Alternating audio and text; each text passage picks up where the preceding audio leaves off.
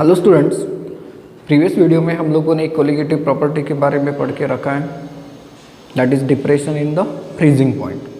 उसके पहले हम लोगों ने elevation in the boiling point, ये कोलिगेटिव प्रॉपर्टी भी पढ़ के रखा है, राइट गाइस। आज हमें एक और आखिरी कोलिगेटिव प्रॉपर्टी की तरफ चलना है जिसका नाम होता है ऑस्मोटिक प्रेशर। ऑस्मोटिक प्रेशर को आप लोग रिप्रेजेंट करते हो बाय द साइन पाई। लेकिन ऑस्मोटिक प्रेशर क्या है ये समझने से पहले हमें कुछ तैयारी करनी पड़ेगी, जिसमें सबसे पहली एक छोटी सी डेफिनेशन होती है, that is semi permeable membrane. Now semi permeable membrane का मतलब क्या होता है? तो सेमी परमिएबल मेम्ब्रेन एक ऐसी मेम्ब्रेन है which allows the solvent molecules which allow the solvent molecules to pass through it but not solute molecules or ions having high molecular weight। देखिए, ऐसी मेम्ब्रेन जिसमें से सॉल्वेंट पास हो सकता है, लेकिन सोलूट या फिर आयंस जिनका मॉलिक्यूलर वेट काफ़ी ज़्यादा होता है वो पास नहीं हो सकते, ऐसी मेम्ब्रेन को हम लोग कहते हैं सेमी परमिएबल मेम्ब्रेन। जिसका एग्जाम्पल अगर देख तो सेलोफैन, ये एक मटेरियल होता है, ये सेमी परमिएबल मेम्ब्रेन का काम करता है। इसके अलावा कॉपर फेरोसाइनाइड। ना कॉपर फेरोसाइनाइड की अगर हम लोग बात करते हैं तो कॉपर फेरोसाइनाइड, इसका फॉर्मूला आप लोगों को मिलता है, दैट इज Cu2FeCN/6। ये जो कंपाउंड है कॉपर फेरोसाइनाइड, डिपॉजिटेड इन, इसे डिपॉजिट किया जाता है, डिपॉजिटेड इन पोर्सलेन मतलब चीनी माटी, बराबर है, पोर्सलेन के जो पोर्स होते हैं वो। इसके अलावा हम लोग एनिमल ब्लैडर की अगर बात करते हैं, एनिमल ब्लैडर। इसके अलावा गाइस सेलुलोज की अगर बात करें तो सेलुलोज नाइट्रेट जो होते हैं, सेलुलोज नाइट्रेट की जो लेयर होती है ये सेमी परमिएबल मेम्ब्रेन का काम करती है। तो सेमी परमिएबल मेम्ब्रेन का मतलब क्या होता है गाइस? एक ऐसी मेम्ब्रेन जिसमें से सिर्फ सॉल्वेंट मॉलिक्यूल पास हो सकता है, लेकिन सोलूट मॉलिक्यूल पास नहीं हो सकता, इसे आप लोग कहते हो semi permeable membrane. So guys, semi permeable membrane के बाद अब हम लोग चलते हैं ऑस्मोसिस के तरफ। ऑस्मोसिस क्या होता है? अब ऑस्मोसिस क्या होता है, इसका फिनोमिना हम लोग पहले समझते फिर इसको डिफाइन करते हैं। सपोज करिए कि मेरे पास एक कंटेनर है और इसे मैं दो कंपार्टमेंट में डिवाइड करता हूँ। यहाँ से जो डिवीज़न है ये मैं कर देता हूँ bye means of semi permeable membrane. This is semi permeable membrane, semi permeable membrane. एक पार्ट में मैं ऐड कर देता हूँ सॉल्वेंट को एंड एक साइड में मैं रख देता हूँ सॉल्यूशन को। गाइस, जब हम लोग ऐसा करते हैं तो इट इज़ ऑब्जर्व दैट कि आप लोग नोटिस करोगे कि सॉल्वेंट जो होता है ये इस डायरेक्शन में फ्लो होता है, means what, from the solvent to the solution through the semi permeable membrane. यही फिनोमिना हमें एक और तरीके से मिलता है इफ अगर आप लोगों ने एक कंटेनर को डिवाइड किया दो कंपार्टमेंट में, यहाँ पर रखा सेमी परमिएबल मेम्ब्रेन, ठीक है, यहाँ हम लोग रख देते हैं सेमी परमिएबल मेम्ब्रेन को, सेमी परमिएबल मेम्ब्रेन, एंड इस साइड में हम एक सॉल्यूशन को रख देते हैं, चलो सॉल्यूशन ए कह देते हैं, एंड इस साइड में हम लोग रख देते हैं सॉल्यूशन बी को। लेकिन ये ऐसे सॉल्यूशन है जिसमें कॉन्सेंट्रेशन अलग अलग है दोनों का। सपोज करिए कि सॉल्यूशन बी वाला जो है ये है concentrated solution, that is high concentration वाला सॉल्यूशन, एंड ये है solution that is with low concentration.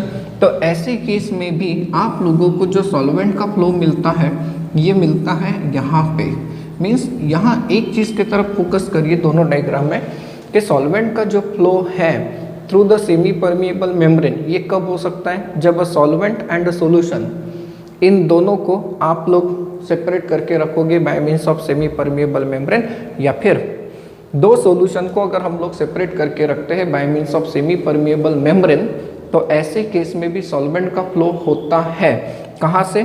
From the solution of the lower concentration to the solution of the higher concentration. तो ये जो फिनोमिना है इसे हम लोग क्या कहेंगे? The spontaneous net flow, the spontaneous net flow of solvent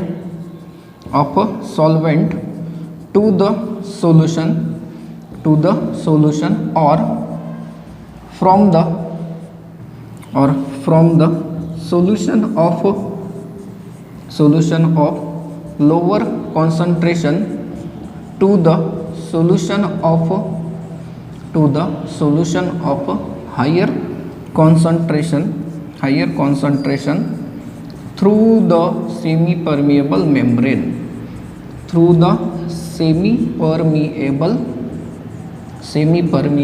membrane is called as osmosis। Guys इसी को हम लोग क्या कहते हैं? ऑस्मोसिस कहते हैं। देखिए ऑस्मोसिस क्या है? The net spontaneous flow, the spontaneous net flow, उल्टा पुल्टा लिखा मैंने, the net spontaneous flow of the solvent to the solution और from the solution of lower concentration to the solution of higher concentration through the semi permeable membrane is called as osmosis. बहुत ही simple phenomena है, clear है ये guys. अब चलते हैं osmotic pressure की तरफ। ऑस्मोटिक प्रेशर को हम लोग कैसे डिफाइन कर सकते हैं? ऑस्मोटिक प्रेशर को डिफाइन करने के लिए सबसे पहला जो एक्सपेरिमेंट किया था वो किया था बाय द साइंटिस्ट एब नॉलेट। अब इस एब नॉलेट का जो एक्सपेरिमेंट था वो कैसा था जरा देखिए।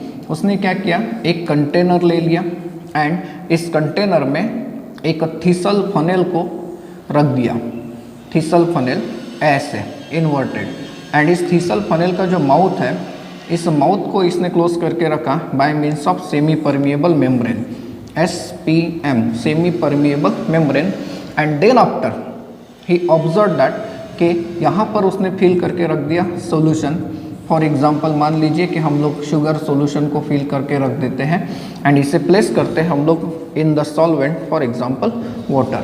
गाइस जरा सोचिए, क्या ये कंडीशन ऑस्मोसिस को बढ़ावा देगी? जी हाँ।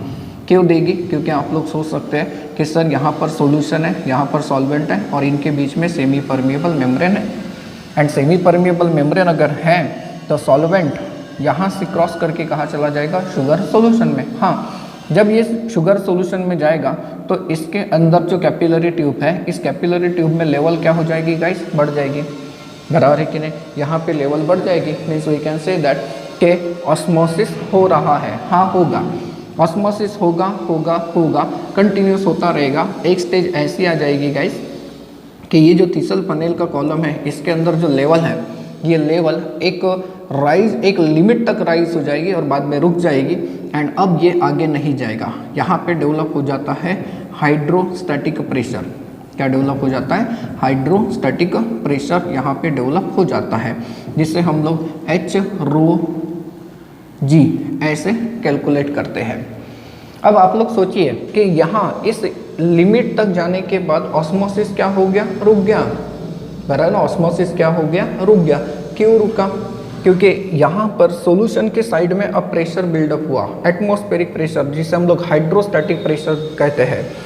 ये जो हाइड्रोस्टैटिक प्रेशर होता है guys, this hydrostatic pressure stops the phenomena of the osmosis ना, बराबर है?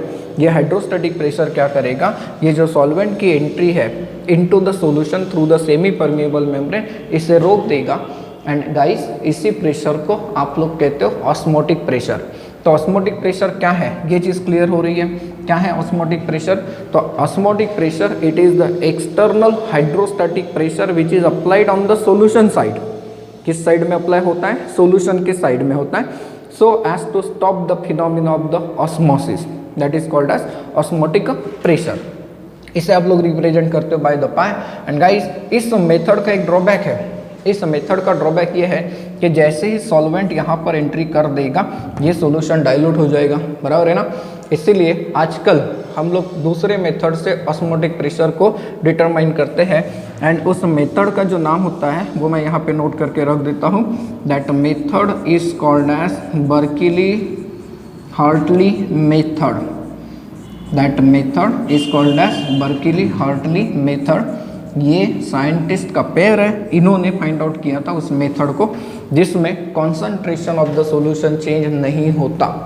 क्लियर है। ऑस्मोटिक प्रेशर की डेफिनेशन बहुत ही सिंपल है, ऑस्मोटिक प्रेशर को डिटरमाइन करना भी बहुत सिंपल तरीके से होता है। गाइस अब हम लोग समझेंगे classification of the solution on the basis of osmotic pressure, that is isotonic, hypertonic and hypotonic solutions and hypotonic solutions. On the basis of the osmotic pressure हम लोग सॉल्यूशंस को 3 कैटेगरी में क्लासीफाई करते हैं, जिसमें से पहली कैटेगरी जो होती है इससे हम लोग कहते हैं isotonic solutions. Now isotonic solutions का मतलब क्या होता है गाइस? आइसो का मतलब क्या होता है? Same, and ton is the word which is used to represent the pressure. Isotonic solutions का मतलब होता है ऐसे solutions having same osmotic pressure, जिन सॉल्यूशंस के ऑस्मोटिक प्रेशर सेम होते हैं उन्हें हम लोग कहते हैं आइसोटोनिक सॉल्यूशंस। क्लियर है? मतलब ये कि आपके पास अगर 2 सॉल्यूशंस हैं, पहले सॉल्यूशन का प्रेशर पाई1 है एंड दूसरे सॉल्यूशन का प्रेशर पाई2 है, अगर आप लोग कहते हो कि दोनों के दोनों आइसोटोनिक है तो फॉर आइसोटोनिक सॉल्यूशंस आपको क्या मिलेगा? पाई1 इज इक्वल टू पाई2 मिलेगा। फॉर एग्जांपल सपोज करिए कि मेरे पास है 1 molar sucrose solution and 1 molar urea solution. देखिए इन दोनों का मोलर कॉन्सेंट्रेशन सेम है, इन दोनों का ऑस्मोटिक प्रेशर भी सेम होता है गाइस। मीन्स यहाँ पर एक चीज़ हमें समझना है कि जो पाई है that is osmotic pressure, that osmotic pressure is directly proportional to what? Concentration of the solution, बराबर है ना। एंड फॉर आइसोटोनिक सॉल्यूशन जैसा हमने कहा कि पाई1 इज इक्वल टू पाई2 होगा, ठीक वैसे हम लोग कह सकते हैं कि C1 इज इक्वल टू क्या हो जाएगा? C2 हो जाएगा। Now C is equal to क्या होता है गाइस? N/V होता है, and C is equal to N/V का मतलब क्या होता है? M भी होता है, याद रखेंगे मोलैरिटी होता है ना, मोलैरिटी। तो पहले सॉल्यूशन के लिए हम लोग क्या कह सकते हैं? N1/V1 is equal to N2/V2। ये पहला सॉल्यूशन, ये दूसरा सॉल्यूशन। नाउ N का मतलब क्या होता है? तो mass upon molar mass. So therefore you can say that कि W1/M1 into V1 is equal to W2/M2 into V2 हो सकता है कि नहीं होता? ये कॉन्सेंट्रेशन को रिप्रेजेंट करने के लिए हम लोग तरीका यूज़ करेंगे, आगे न्यूमेरिकल में ये हेल्प करेगा। तो आइसोटोनिक सॉल्यूशन की बात क्लियर हो गई। आइसोटोनिक सॉल्यूशन के लिए क्या होता है? ऑस्मोटिक प्रेशर बिल्कुल सेम होता है। दूसरे टाइप का जो सॉल्यूशन होता है ये hypertonic and hypotonic solution, that is hypertonic solution. अब हाइपरटोनिक सॉल्यूशन का मतलब क्या होता है? तो solution having high osmotic pressure.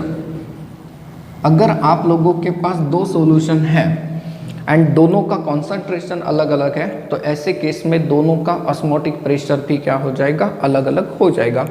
For example suppose करिए कि मेरे पास है 1 molar sucrose solution and 0.5 molar urea solution. तो ऐसे केस में इसका जो पाई रहेगा वो ग्रेटर होगा as compare to the pi of this solution. मतलब ये कि जो 1 मोलर सुक्रोज सॉल्यूशन है, ये 1 मोलर सुक्रोज सॉल्यूशन क्या हो गया? Hypertonic with respect to 0.5 molar urea solution, बराबर है। ये हो गया हाइपरटोनिक सॉल्यूशन। एंड तीसरा जो सॉल्यूशन हम लोग देते हैं उसे आप लोग कहते हो हाइपोटोनिक सॉल्यूशन। तो हाइपोटोनिक सॉल्यूशन तो यही एग्जाम्पल के अंदर है। देखिए क्या कहेंगे हम लोग उसे? solution having low osmotic pressure, solution having low osmotic pressure than the other solution, कह सकते हैं हम लोग ऐसा। देखिए जैसे कि यहाँ पर 1 मोलर सुक्रोज सोल्यूशन है एंड 0.5 मोलर यूरिया सोल्यूशन है, तो हम लोगों ने ये बताया कि 1 मोलर सुक्रोज सोल्यूशन ये हाइपरटोनिक है, मतलब इसका ऑस्मोटिक प्रेशर ज़्यादा है तो इसका ऑस्मोटिक प्रेशर क्या हो गया, कम हो गया, तो इसका मतलब ये सोल्यूशन कैसा हो गया, हाइपोटोनिक। दैट इज एग्जांपल हम लोग दे सकते हैं कि 1 molar sucrose solution and 0.5 molar urea solution अगर है तो इसका जो पाई है ये कम होगा, सॉरी ये पाई ज़्यादा है as compare to this one, and ये जो सोल्यूशन होगा ये सोल्यूशन कैसा होगा guys, it is called as hypotonic solution. इसे हम लोग क्या कहते हैं, हाइपोटोनिक सोल्यूशन। तो ऑस्मोटिक प्रेशर क्या है एंड ऑस्मोटिक प्रेशर के हिसाब से हम लोग सॉल्यूशंस को कैसे क्लासिफाई करते हैं, ये चीज़ क्लियर हो गई। नेक्स्ट समझते हैं ऑस्मोटिक प्रेशर एंड कॉन्सेंट्रेशन के बीच में क्या रिलेशन हो सकता है, osmotic pressure and concentration of solution.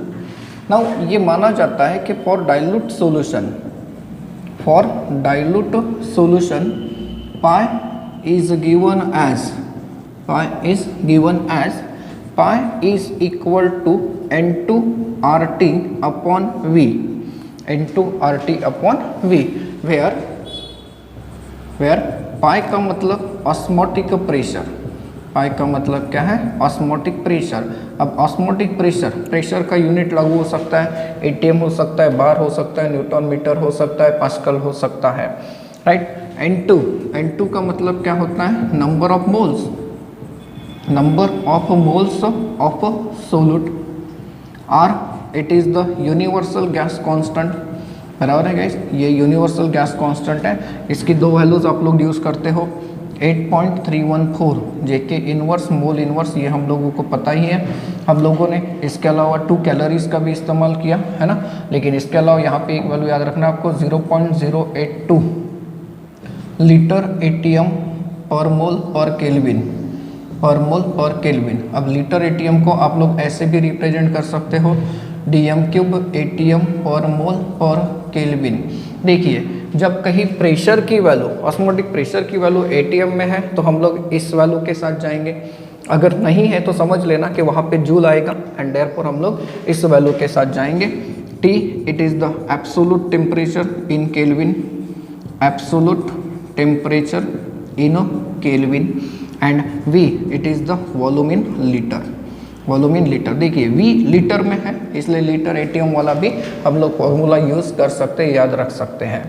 Now यहाँ पर एक चीज़ के तरफ ध्यान रखिएगा, इस N/2 upon V is equal to molarity भी तो होता है, मतलब concentration. So therefore pi is equal to MRT, ये भी याद रख सकते हो आप लोग, है ना, pi is equal to MRT। Now यहाँ पे देखिए कि pi is directly proportional to number of moles, आ गया, pi is directly proportional to number of moles and therefore osmotic pressure is a colligative property, होगा कि नहीं, क्योंकि कोलिगेटिव प्रॉपर्टी का मीनिंग हम लोगों ने क्या समझ के रखा है, ऐसी प्रॉपर्टी सॉल्यूशन की which depends only on the number of the solute particles and not on the nature of the solute particle, इससे आप लोग कहते हो कोलिगेटिव प्रॉपर्टी। तो यहाँ से तो साबित भी होता है कि ऑस्मोटिक प्रेशर क्या है, कोलिगेटिव प्रॉपर्टी। गाइस आगे बढ़ने से पहले एक चीज़ याद रखिए, जब हम लोगों ने डिप्रेशन इन फ्रीजिंग पॉइंट के बारे में पढ़ा था या फिर एलिवेशन इन बॉइलिंग पॉइंट के बारे में पढ़ा था, तो हम लोगों ने कॉन्सेंट्रेशन का कौन सा तरीका यूज़ किया था, मोलैलिटी। लेकिन ऑस्मोटिक प्रेशर पे आते आते हम लोग कौन सा तरीका यूज़ कर रहे हैं, मोलैलिटी।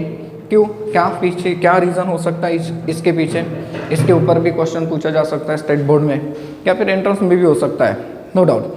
क्यों ऐसा, क्योंकि वहाँ पर अगर हम लोग देखते हैं जहाँ पर elevation in the boiling point या फिर depression in the freezing point की बात करें तो temperature change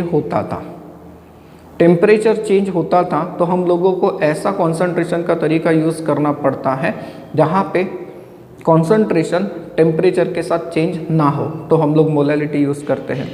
but in case of the osmotic pressure determination, osmotic pressure determination में क्या होता है कि यहाँ टेम्परेचर चेंज नहीं हो रहा है, हम लोग एक्सपेरिमेंट जो कैरी आउट करेंगे ये पर्टिकुलर कांस्टेंट टेम्परेचर पे कैरी आउट करेंगे एंड हेंस यहाँ पर हम लोग यूज़ क्या करेंगे, मोलैरिटी को यूज़ करेंगे। देन इसके बाद हम लोग चलते हैं that is molar mass of solute from osmotic pressure. हम लोग ऑस्मोटिक प्रेशर को डिटरमाइन कर सकते हैं, ऑस्मोटिक प्रेशर कहाँ से, that is from the molar mass, and molar mass determine कर सकते हैं कहाँ से, फ्रॉम द ऑस्मोटिक प्रेशर। कैसे, osmotic pressure for the solution, for dilute solution, colligative property किसके लिए लागू होती है, डाइल्यूट सॉल्यूशन के लिए लागू होती है।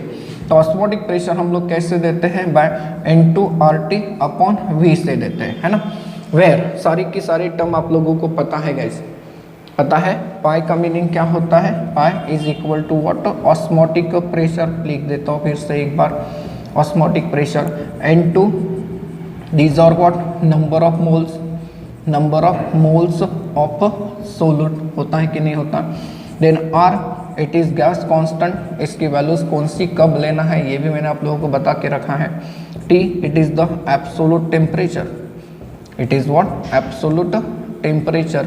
एंड V की अगर बात करें तो it is what, volume in litre, volume in litres होता है, ठीक है। नाउ मैं एक सॉल्यूशन प्रिपेयर करता हूँ, let W2 gram of solute, W2 gram of solute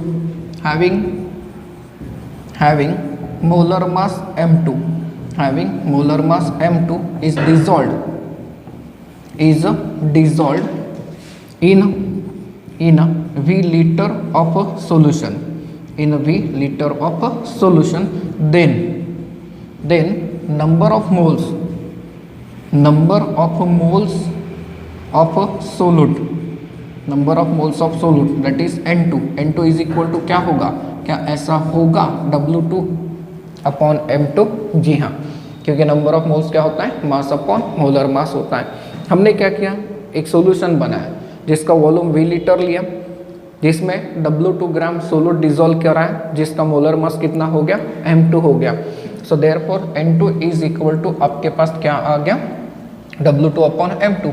तो इस वैल्यू को सब्सटीट्यूट करिए, therefore pi is equal to क्या हो गया, W2RT divided by M2 into V हो जाएगा, and hence M2 is equal to क्या हो जाएगा, तो W2RT upon pi into V हो जाएगा guys.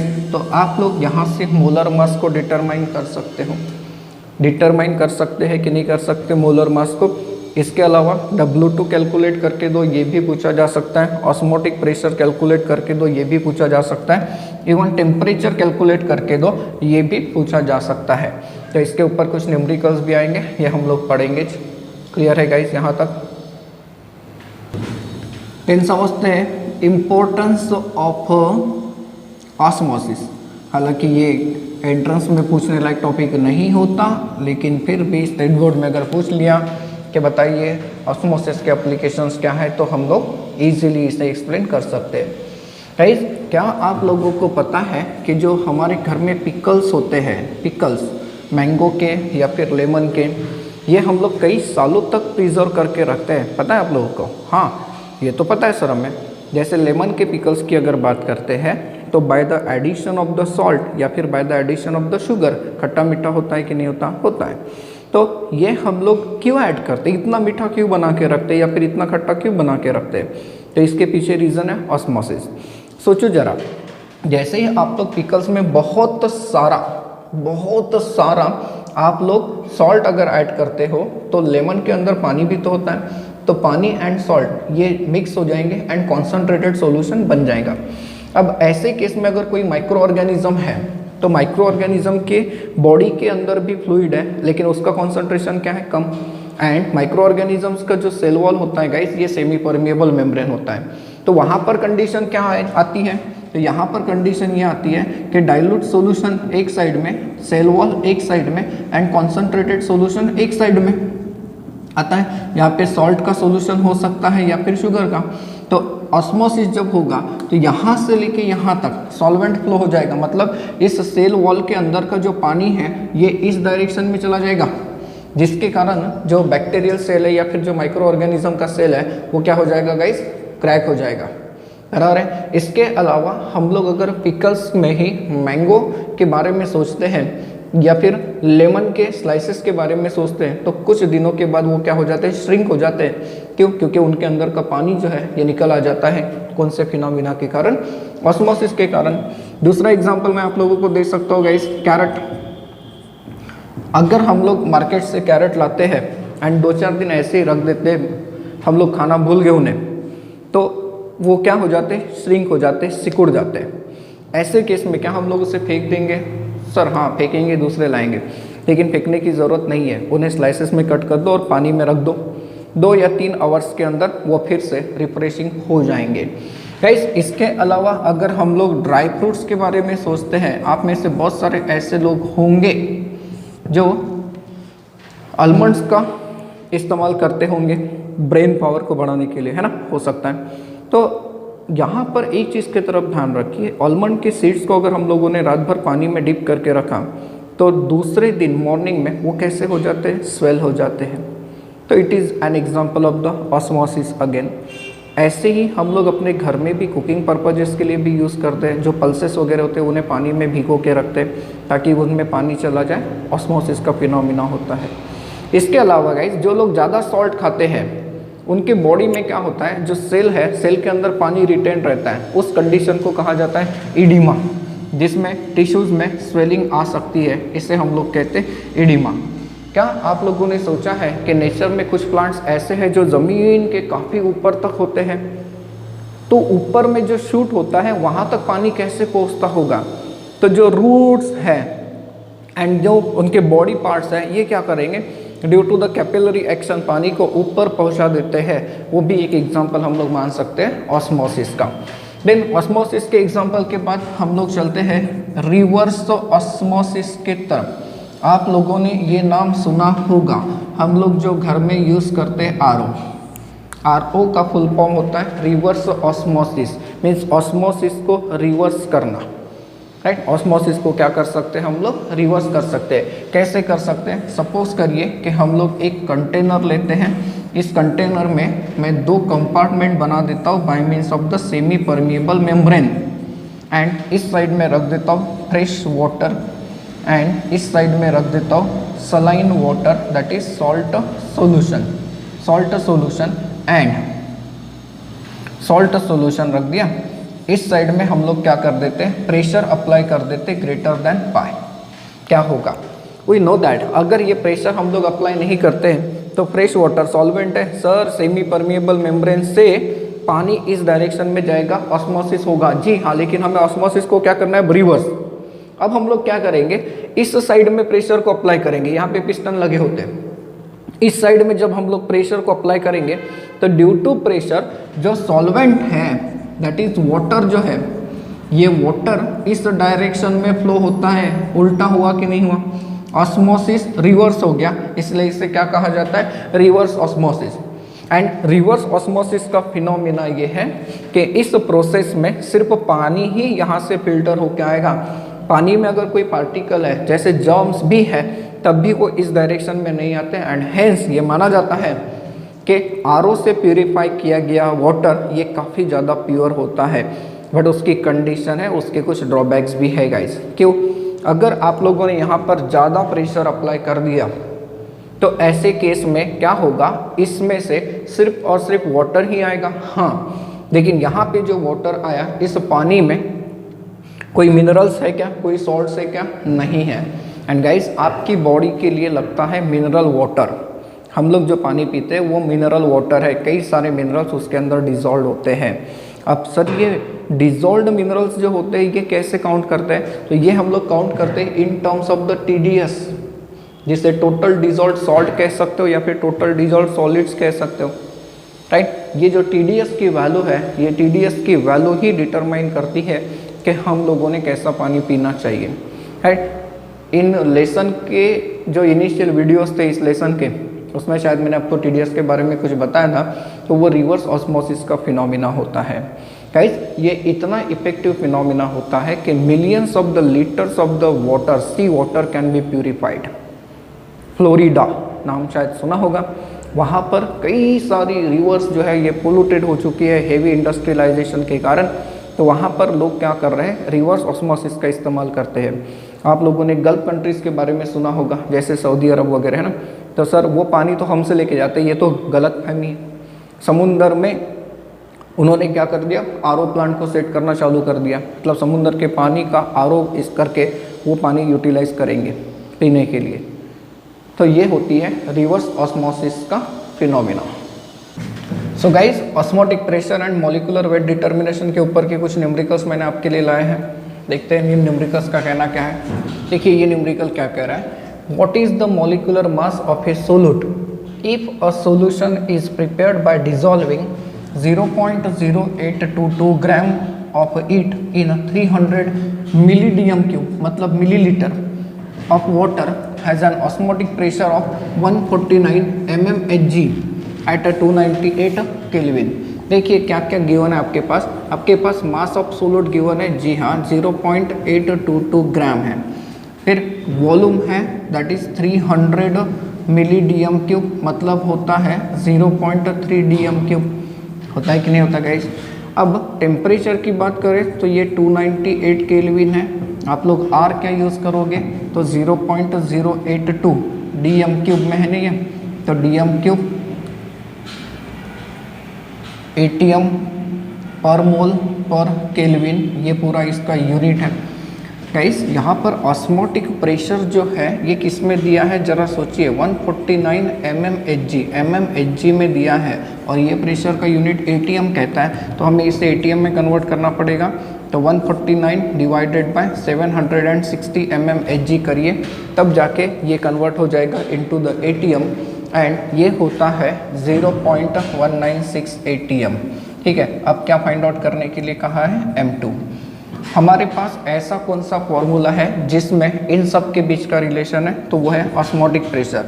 Pi is equal to W2RT divided by M2 into V, and therefore M2 is equal to क्या हो जाएगा, W2RT divided by pi into V। Values put करिए और आंसर निकाल दीजिए। तो W2 आपके पास है 0.822, R है 0.082, ठीक है। देन टेम्परेचर है 298 केल्विन, पाए ये कितना आया, तो 0.196 ATM का आया, एंड आपके पास वॉल्यूम कितना है गाइस, 0.3। गाइस इसे कैलकुलेट करेंगे एंड इसका आंसर अगर हम लोग देखते हैं, इसका मोलर मास अगर देखते हैं, तो ये आता है 342 ग्राम पर मोल। आप लोग चेक करेंगे एंड कुछ गलत होगा तो मुझे बताएंगे।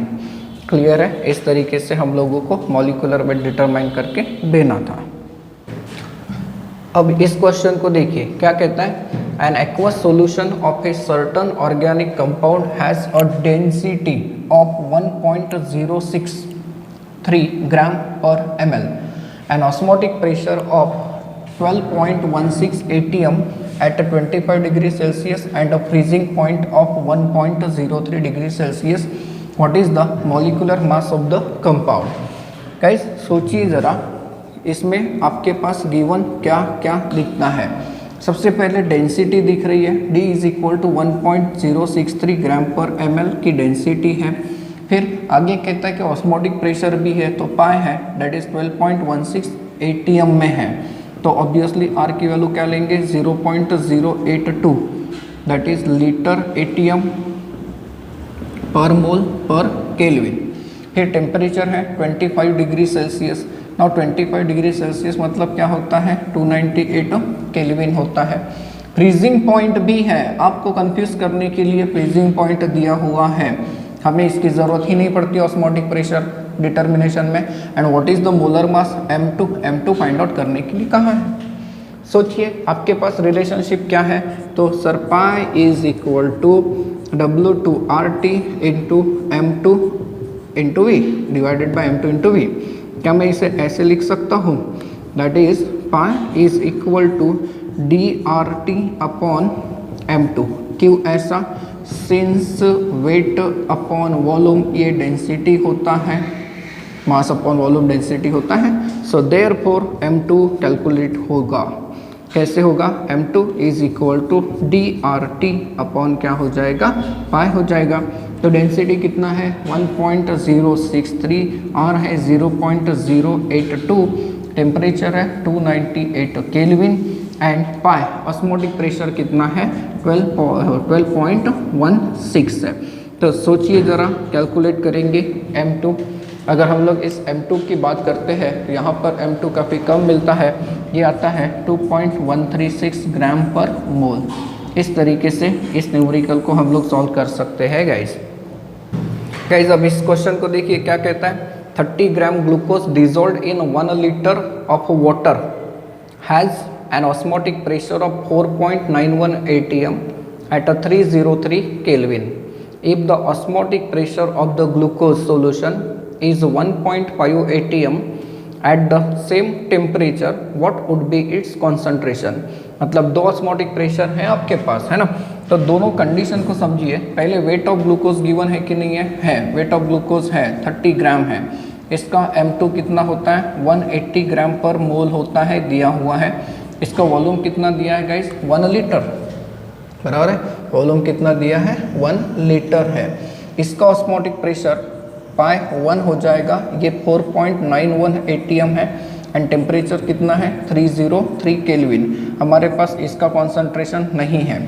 फिर हमें कहता है कि इसी सॉल्यूशन में अगर हमें ये पाई मिलता है, दैट इज पाई 2 कितना मिलता है 1.5 atm का, 1.5 atm का मिलता है at the same temperature, temperature same है 303 केल्विन है।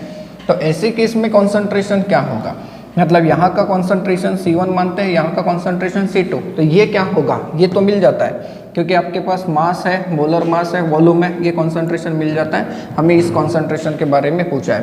क्या हमें पता है पाई 1 इज इक्वल टू C1RT होता है and pi 2 is equal to C2RT होता है कि नहीं होता। C मतलब मोलरिटी है, तो यहाँ R एंड T कॉमन है, तो pi 1 equal to C1 and pi 2 equal to क्या हो गया, आपके पास वैल्यू आ गई C2 आ गई। सो देयरफॉर इसे आप लोग कंपेयर कर सकते हो ना, that is pi 1 by pi 2 is equal to C1 by C2।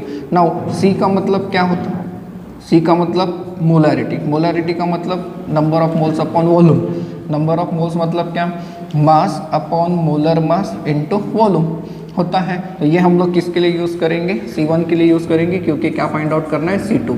तो C2 इज इक्वल टू क्या हो रहा है, तो that is pi 2 into C1 divided by पाई 1। कैसे यूज़ करेंगे देखिए, दैट इज पाई 2 पाई 1 है ये इंटू W2 मतलब मास of the glucose divided by molar mass of the glucose into volume. तो ये ग्लूकोज का कॉन्सेंट्रेशन है। आपके पास पाई 2 की वैल्यू कितनी है 1.5, पाई 1 की वैल्यू कितनी है 4.91 इंटू W2 कितना है 30 ग्राम ग्लूकोज है डिवाइडेड बाय मोलर मास कितना 180, कितने लीटर में है 1 में। तो यहाँ पर अगर हम लोग C2 को फाइंड आउट करते हैं तो ये मिलता है 0.059 m, इसे हम लोग कहेंगे दैट इज मोलरिटी, मोल पर लीटर आप लोग कह सकते हैं। क्लियर। देखिए गाइस, इस न्यूमेरिकल का कहना क्या है, a solution has an osmotic pressure of 3.90 into 10 to the power 5 Newton meter square inverse at a 300 Kelvin. Calculate its volume containing 1 mole of solute if a solution of a same solute has osmotic pressure of 2.82 into 10 to the power 5 Newton meter square inverse and contains 1 mole of the solute in 10.5 metre cube. मतलब ये कि आपके पास यहाँ पर pi 1 की value given है that is 3.90 into 10 to the power 5 nm square inverse. Pi 2 की value भी है आपके पास, क्या कहता है पाई 2 की value 2.82 into 10 to the power 5 nm square inverse. फिर आपको कहता है कि इसमें नंबर ऑफ मोल्स कितना है 1, सेकेंड में कितना नंबर ऑफ मोल्स है 1। इसका वॉल्यूम कितना है, इसका वॉल्यूम आप लोगों के पास नहीं है लेकिन इसका वॉल्यूम दिया हुआ है दैट इज 10.5 मीटर क्यूब। आप लोगों को ये वॉल्यूम फाइंड आउट करना है गाइस। टेम्परेचर सेम रखना है ना, टेम्परेचर दोनों जगह सेम है तो कंपेयर करिए ना, pi 1 V1 is equal to pi 2 V2, so therefore V1 is equal to pi 2 V2 divided by क्या हो जाएगा पाई 1। देखिए पाई 2 की वैल्यू कितनी है आपके पास 2.82 into 10 to the power 5, V2 कितना है 10.5 मीटर क्यूब है, ठीक है, डिवाइडेड बाय आपके पास पाई 1 की वैल्यू कितनी है 3.90 into 10 to the power 5। Guys अगर हम लोग इसका V1 निकालते हैं तो ये आता है 7.59, जिसे आप लोग 7.6 मीटर क्यूब भी कह सकते हो। क्लियर है, ये न्यूमेरिकल कुछ इस तरीके से सॉल्व करके देना था। गाइस अब इस लास्ट न्यूमेरिकल को देखिए क्या कहता है, what is the mass of the sucrose in its 1 litre solution, जिसका मोलर मास है 342 ग्राम पर मोल, बराबर है 342 gram per mole, which is isotonic with 6.6 into 10 to the power -3 kilogram per litre of urea solution. Means guys आपके पास दो solution है, एक side में है यूरिया सोल्यूशन और एक साइड में क्या है सुक्रोज सोल्यूशन। देखिए यूरिया सोल्यूशन की कंडीशन क्या है, तो यूरिया के लिए W2 आपके पास है 6.6 into 10 to the power -3 kilogram, इसका वॉल्यूम कितना है 1 लीटर है, ठीक है। मोलर मास M2 हम लोग इसका मोलर मास निकाल सकते हैं गाइस, यूरिया का फॉर्मूला दिया है, यूरिया का मोलर मास होता है 60 ग्राम पर मोल, ये हमें करना पड़ेगा किलोग्राम पर मोल में क्योंकि ये किलोग्राम में वेट है, तो ये हो जाएगा 60 into 10 to the power -3 kilogram per mole, ठीक है। देन सुक्रोज सोल्यूशन के लिए हमें कहता है कि मास फाइंड आउट करके दो, पहले ही कहाँ है व्हाट इज द मास। अब इसके लिए M2 की वैल्यू को अगर देखते हैं तो M2 की वैल्यू कितनी है 342 ग्राम पर मोल, बराबर है, that is nothing but 342 into 10 to the power -3 kilogram per mole. इसका भी वॉल्यूम कितना है गाइस 1 लीटर है, 1 लीटर। एंड ये दोनों सॉल्यूशन कैसे हैं आइसोटोनिक है, तो फॉर आइसोटोनिक का solution, for isotonic solutions pi 1 is equal to क्या होता है पाई 2 होता है, that is C1 is equal to क्या होता है गाइस C2 होता है कि नहीं होता। एंड आपको पता है C is equal to molarity, molarity मतलब N upon V, that is mass upon molar mass, mass upon molar mass into volume होता है। तो इसका मतलब ये हो जाएगा कि फॉर यूरिया सॉल्यूशन, आप लोग यूरिया सॉल्यूशन के लिए अगर कंडीशन देते हैं एंड फॉर सुक्रोज सॉल्यूशन के लिए अगर कंडीशन लगाते हैं तो आप लोग ज़रा सोचिए, यूरिया सॉल्यूशन के लिए हम लोग कॉन्सेंट्रेशन कैसे निकाल सकते हैं, C1 is equal to W2 divided by M2 into V, and ये हो जाएगा C2 is equal to W2 dash divided by M2 dash into V हो जाएगा। अब ये दोनों को कंपेयर करना है, तो कंपेयर अगर करते हैं आइसोटोनिक सॉल्यूशन है ना, तो W2 dash divided by M2 dash into V is equal to W2 divided by M2 into V, and hence W2 dash is equal to क्या हो जाएगा, ये टर्म यहाँ चली गई, W2 into M2 dash into V divided by M2 into V, V cancel हो गया। अब आपके पास W2 की वैल्यू क्या है, W2 डैश ये फाइंड आउट करना है हम लोगों को, इन्हें हम लोग डैश रिप्रेजेंट करते हैं। W2 है आपके पास 6.6 into 10 to the power -3, right, into M2 dash, M2 dash कितना है 342 into 10 to the power -3 divided by M2 कितना है, M2 की अगर बात करते हैं तो ये है 60 into 10 to the power -3। Guys इसका आंसर अगर आप लोग ढूंढ के निकालते हैं तो ज़रा आप लोग चेक करेंगे कि इसका आंसर आएगा कितना आएगा, इसका आंसर आता है 37.62 into 10 to the power -3 kilogram. तो गाइस इस तरीके से हम लोगों के कुछ न्यूमेरिकल्स थे, दैट इज ऑस्मोटिक प्रेशर के ऊपर। नेक्स्ट वीडियो में हम लोग पढ़ेंगे guys about the colligative properties of the electrolytes. Electrolytes के केस में ये अलग तरीके से अप्लाई किया जाता है। अभी तक आप लोगों ने जो 4 कोलिगेटिव प्रॉपर्टीज पढ़ी, ये सारे के सारे हम लोगों ने नॉन इलेक्ट्रोलाइट के बारे में पढ़ा। क्लियर है गाइस ये न्यूमेरिकल्स।